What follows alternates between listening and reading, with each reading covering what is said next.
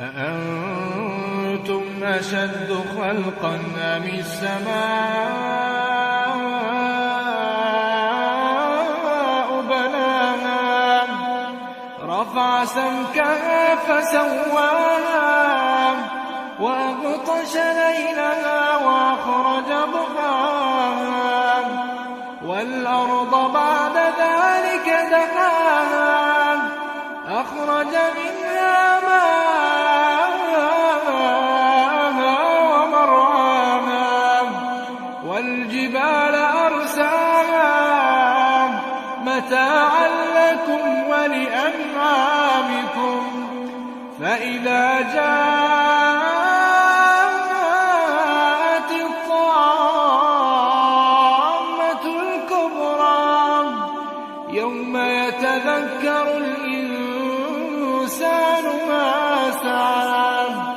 وبرزت الجحيم لمن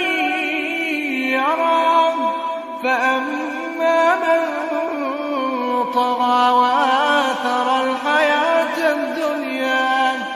فإن الجحيم هي المأوى وأما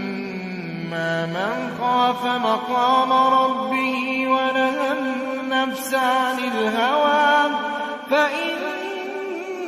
الجنة هي المأوى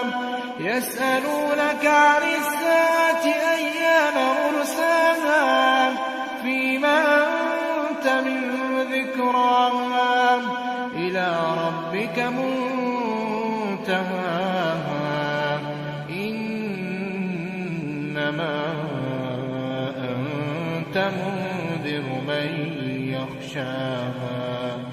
كأنهم يوم يرونها لم يلبثوا